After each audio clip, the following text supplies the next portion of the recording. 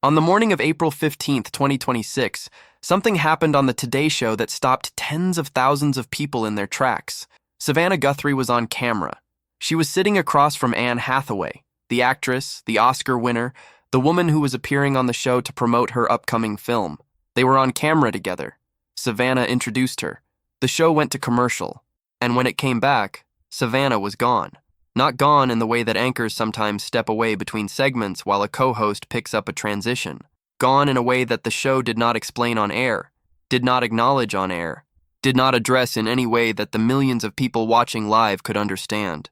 When the broadcast returned from the commercial break, Hoda Kotb was sitting in the chair where Savannah had been. Anne Hathaway was still there. The interview continued.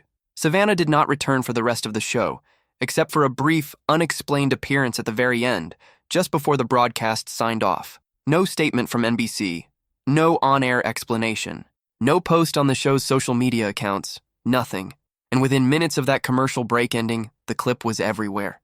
The unedited version of the live broadcast, showing Savannah sitting with Hathaway just before the break, saying, "I've got Miss Anne Hathaway right here, Mother Mary herself," and then the cut, and the return, and the empty chair, was shared on X and TikTok and Instagram and every platform that has been following this case for 75 days. And within hours, one question had spread across all of them simultaneously. Did she get a call? Is there news about Nancy? This is Forensic Disconnect. And today we are covering what happened, what is known, what is not known, what the protocol that NBC put in place means, and what 75 days of this investigation has done to the millions of people who have been watching it. We are also covering the forensic and behavioral developments from this week that deserve attention alongside the Today Show moment, a profile of the man on the doorbell camera that no expert has presented this specifically before, and a theory about who the real architect of this crime might be that connects the scripture theory, the composure on the camera, and the statistical reality of violent crime against women into a single picture. Before we go further, subscribe and hit the notification bell. This is what we do every day.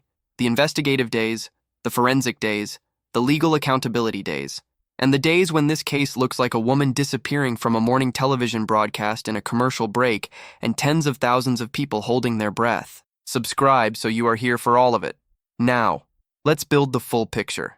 Because to understand what happened on April 15th and why it generated the response it did, you need to understand what the Today Show has been and what it has become in the context of this investigation. The Today Show premiered on January 14th, 1952. It was the first morning news program in American television history. The program that invented the format that Good Morning America, CBS Mornings, and every other morning broadcast in the country has been trying to replicate or beat for 74 years. It has been a fixture of American domestic life for longer than most of its viewers have been alive.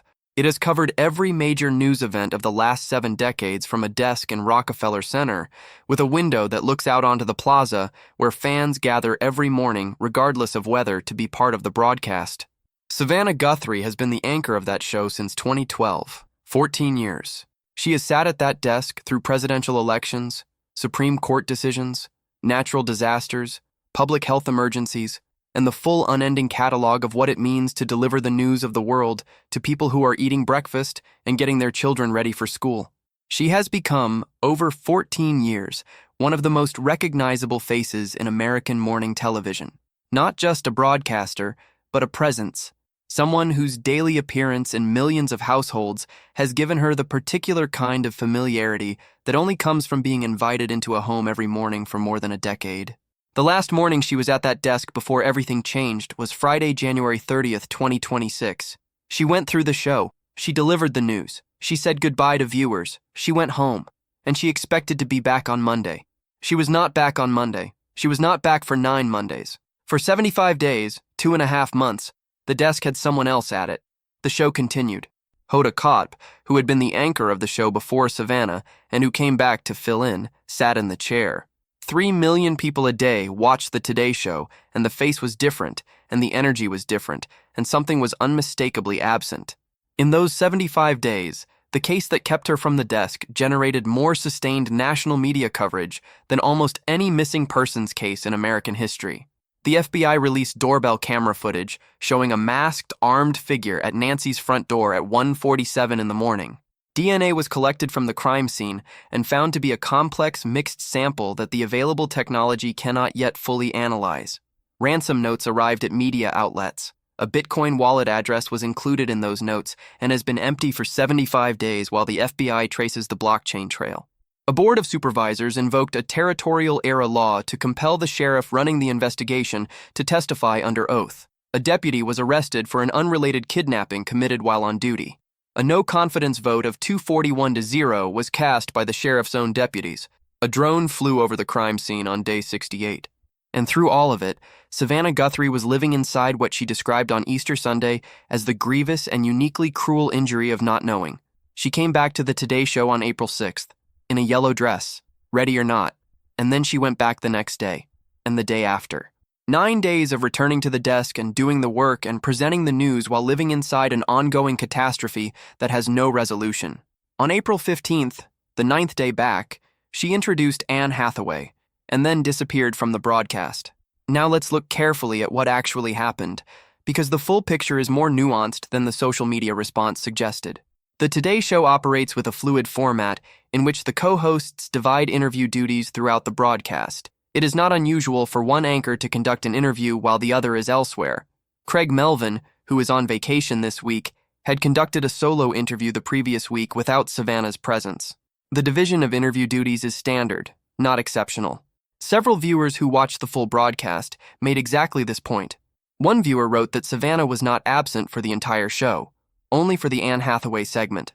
Others reported that in the YouTube version of the broadcast, the footage of Savannah with Hathaway before the commercial break did not appear at all. That the YouTube version went directly to Hoda, conducting the interview without showing Savannah's introduction. This discrepancy between the live broadcast and the streaming version generated additional confusion. If it was a routine format decision, why was the Savannah footage edited out of the digital version? There are plausible explanations.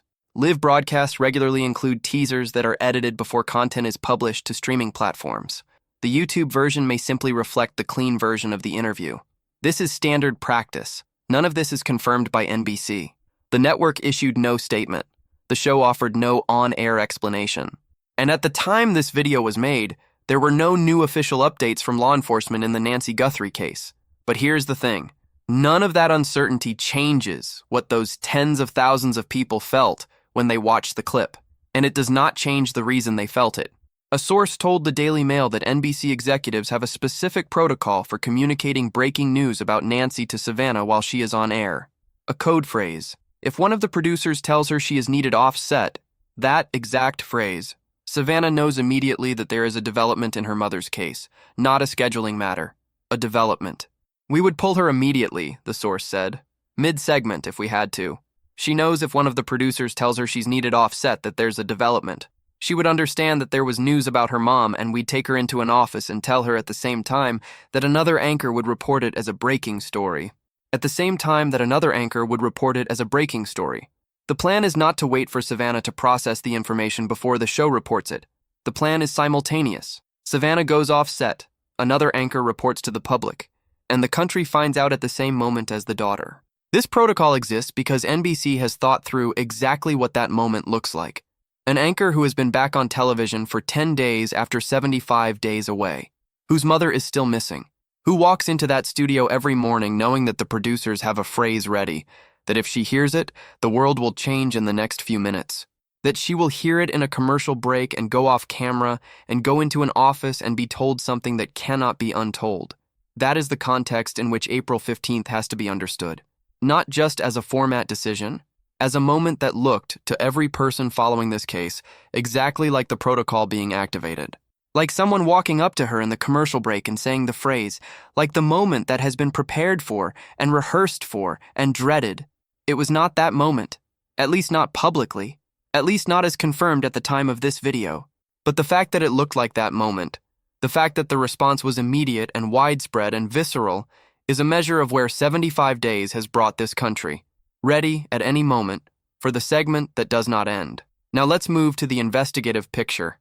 Because alongside the Today Show moment, this week produced a behavioral analysis of the man on the doorbell camera that is the most specific and forensically grounded assessment that any credentialed expert has offered publicly. Dr. Gary Brucato is a forensic researcher who appeared on Brian Enton Investigates this week. He brought a specific observation to the conversation that most commentary has not addressed: the behavioral profile of the masked man seen in the doorbell camera footage. The person at the center of this investigation, since the FBI released that footage in February. The person Coffindaffer calls Porch Guy. Brucato said the man on the camera was way too cool under pressure, not nervous, not hurried, not showing the physiological signs of stress that most people, even practiced criminals, display when they are in the act of committing a violent crime against an elderly woman in her own home. He looked, Brucato said, like someone who was not flinching.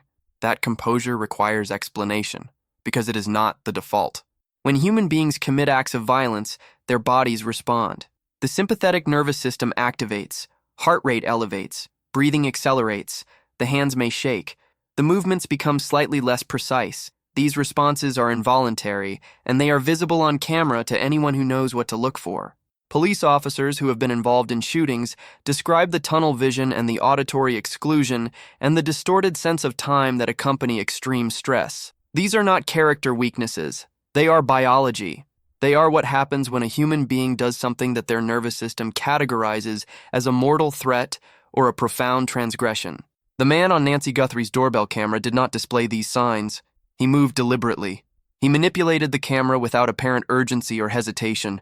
He covered the lens with vegetation from a nearby pot, a precise, planned action requiring fine motor control that would be compromised by significant stress activation. He appeared on the footage to be conducting a task rather than committing a crime. Brucato identified two possible explanations. The first is experience. A person who has done something like this before, who has habituated to the stress responses that accompany criminal activity and learned, through repetition, to suppress them. Professional criminals, people for whom violence or intimidation is a regular part of their working life, do develop this capacity.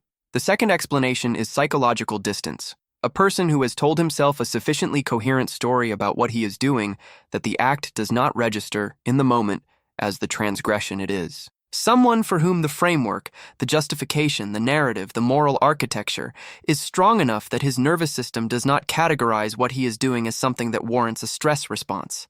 These two explanations are not mutually exclusive. They may both be true simultaneously for the person on that camera. Brucato then placed this observation in the context of the most relevant statistical fact about violent crime against women in the United States. Between 76 and 92% of women who are killed know their killers in some way. This is not a fringe statistic. It is the consistent finding of decades of research across multiple studies and methodologies. The overwhelming majority of violent crime against women is perpetrated by someone within their world, someone who knew them, had access to them, understood their routines, had been in their space. The stranger who selects a victim at random represents a small minority of these crimes. If Nancy Guthrie was taken by someone in that 76 to 92% category, and Brucato believes she was, then the person on that doorbell camera, or the person who sent that person, knew things about Nancy's life that strangers do not know. The layout of the back patio, the placement of the flower pots that were used to prop open the back doors, the timing of her return home from dinner, the location and type of cameras on the property, the specific geography of a home that had been visited before, or studied before, or described to the person who planned this by someone with access. That access is itself a lead. Every person who had been in Nancy's home in the months before February 1st, 2026, every person who had been on her property, every person who knew her daily routine well enough to know that she would be home alone, without her medication, in the early hours of February 1st. That list is finite, and the FBI has been working through it since February. Brucato went further than the access question. He argued for a specific two-person structure to this crime. The person on the doorbell camera, the executor, the person who was physically present at Nancy's door, is not, in Brucato's assessment, the person who designed and directed the operation.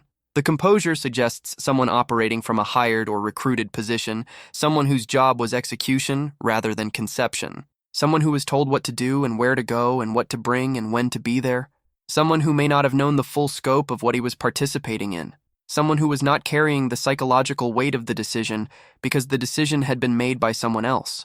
That someone else, the architect, the planner, the person behind the curtain in Brucato's phrasing, is living a double life, presenting a face to the world that has no visible connection to what happened on February 1st. going to work, conducting their daily life, living within whatever social and professional world they inhabit while carrying the knowledge of what they set in motion. This two-person theory is not new to this case. Jennifer Coffindaffer has said consistently throughout this investigation that kidnapping operations typically require multiple participants.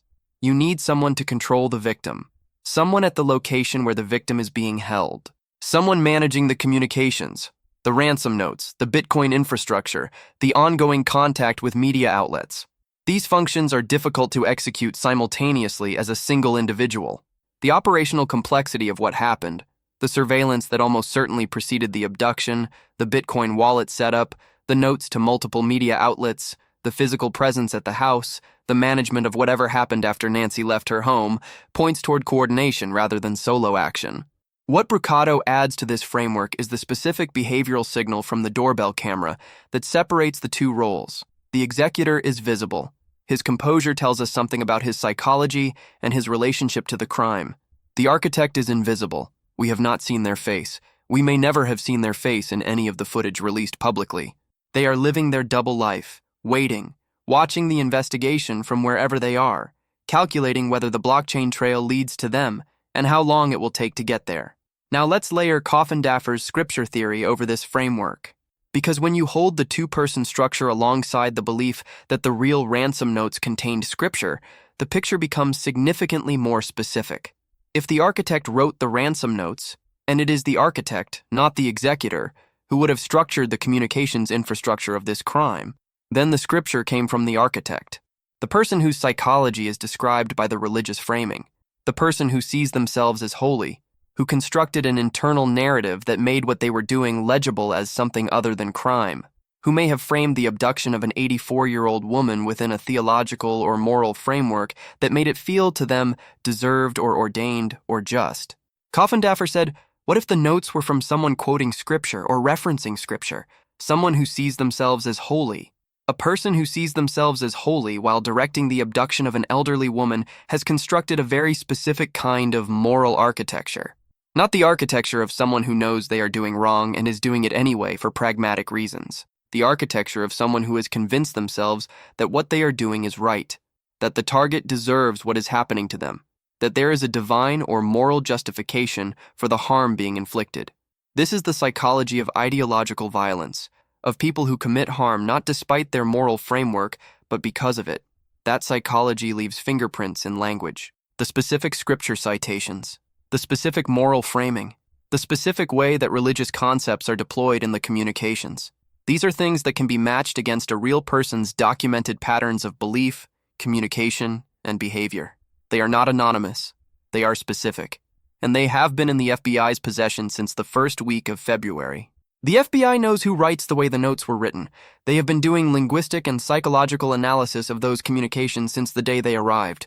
Whatever Coffindaffer believes is in those notes based on her sources, the FBI has the primary documents and the full analytical resources of the Behavioral Sciences Division that has been profiling violent offenders for decades. The specific psychological signature of the architect of this crime is part of the investigative picture.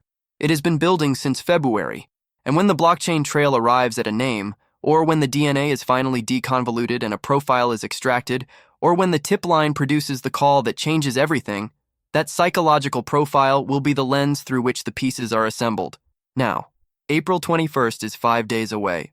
The Pima County Board of Supervisors gave Sheriff Chris Nanos 10 business days on April 7th to respond under oath to 4 specific questions about his employment history, his disciplinary record, his cooperation with federal immigration authorities, and his department's budget overruns. April 21st is the deadline. It is also the day of the board's next scheduled meeting. Supervisor Matt Hines has been explicit about what happens if the response is not substantive. He said the board would be within its legal rights to vacate the office and remove Nanos, not just pass a resolution of no confidence. Remove him. Declare the office vacant. Appoint an interim sheriff while a replacement is found. That outcome is not certain. Nanos has said through his department that he will respond. Responding, even with responses that are incomplete or contradictory, may satisfy the technical requirement of the statute in ways that make removal procedurally difficult. The mechanism requires refusal, not inadequate answers, as the trigger for removal. The county's outside counsel is working through exactly this question. But the hearing itself is significant regardless of the removal question, because whatever Nanos says under oath on April 21st will be part of the permanent public record of this investigation. If he says things that are inconsistent with the documented record, the 8 suspensions, the resignation in lieu of termination from El Paso, the decisions made in the first 33 days, those inconsistencies will be documented. They will be on the record. They will be available to prosecutors, to defense attorneys, to investigators, to journalists, to historians of this case for as long as the case exists. And if Nancy is dead, as Jennifer Coffindaffer assessed on Sunday night, then the accountability for what happened in the first 33 days carries additional weight. The failures of that period did not simply slow an ongoing rescue operation. They may have cost Nancy Guthrie her chance of being found in time. The search and rescue assumption in the first critical hours, the detective who had never worked a homicide case, the contaminated crime scene, the 33 days without a task force. These are not just investigative missteps. In the context of a homicide, they are potential contributing factors in the outcome. That reckoning is coming. April 21st, 5 days. And somewhere in the present, while the hearing is being prepared and the blockchain is being traced, and the DNA is in a laboratory, and the scripture in the notes describes a specific person with a specific psychology, the architect of this crime is living their double life, going to their job, conducting their daily existence, watching the coverage, calculating. They have been calculating for 75 days, whether the FBI is close, whether the blockchain trail has reached them, whether the DNA will be resolved before or after they feel safe, whether the tips that have been pouring into the line since February include one from someone who knows what they know. Here's what the architect needs to understand. The blockchain does not calculate. It does not decide whether to cooperate. It is a permanent public ledger, and it records everything that has ever touched the wallet they created. The FBI follows that trail not through human intelligence or witness accounts, but through mathematics, through the immutable record of every transaction, every interaction, every moment of contact between that wallet and the cryptocurrency ecosystem. There is no statute of limitations on blockchain data. There is no decay. The record from February 1st, 2026 will be as legible in 5 years as it is today. The DNA is similar. It does not degrade into nothing. It is in a laboratory. The technology to read a complex mixed whole genome sequence sample does not yet exist in deployable form. But C.C. Moore has said that a company has accelerated its development timeline because of this case. When the software exists, the profile will be separated. When the profile is separated, the genealogy process begins. When the genealogy process begins, the same technique that identified Brian Kohberger from a partial match will build a family tree that narrows to a name, and the scripture is in the notes. The specific language of the architect's moral framework is in documents that the FBI has had since February. It describes a specific psychology. That psychology connects to a specific person. And when the other threads, the blockchain, the DNA, the tip line, the second crime scene, arrive at a name, the scripture in the notes will be part of what confirms it. Day 75. Savannah Guthrie disappeared from the Today Show mid-segment on April 15, 2026. The country held its breath. She came back at the end of the show. The case had no new official updates. The breath that was held, the immediate, instinctive, collective response to the possibility that the protocol had been activated, is a measure of what 75 days has made of the people following this case. They are not passive observers. They are people who have been waiting, daily, for the moment when the segment does not end, who have learned the protocol, who know what needed offset means, who are ready, in a way that most of them were not ready for anything before this case began, for the news to break in the middle of a morning show commercial break. Nancy Guthrie is 84 years old, 5 feet tall, silver hair and blue eyes. She was taken from her home 75 days ago without her shoes and without her medication. She was born on January 27, 1942, in Fort Wright, Kentucky. She raised 3 children alone after their father died in Mexico in 1988, when Savannah was 16 years old. She lived in the Tucson area for more than 50 years. She tended flower pots on her back patio that someone used to prop open her back doors on the night they took her. She showed her daughter, by everything she ever did and everything she ever was, what it looks like to keep going when the world falls apart. Her daughter goes to work every morning, in yellow, ready or not. She deserves to be found. She deserves justice. And the people who took her, the executor and the architect, whoever they are, wherever they are, are running out of places to hide. The blockchain is permanent. The DNA is in a laboratory. The scripture is in the notes. The board of supervisors has given Nanos 5 days, and the protocol at NBC is in place for the moment when the segment does not end. If you have any information about Nancy Guthrie's disappearance, contact the FBI at 1-800-CALL-FBI. That is 1-800-225-5324. Submit tips at tips.fbi.gov. Call the Pima County Sheriff's Department at 520-351-4900. The combined reward is over $1 million, completely anonymous. Hit the like button. Subscribe to Forensic Disconnect. Drop a comment. Do you think Savannah received a call about Nancy on April 15th? And what do you think about the two-person theory? The executor and the architect living a double life. We read every single comment. Day 75. She came back at the end of the show. We are still here. We will be back tomorrow.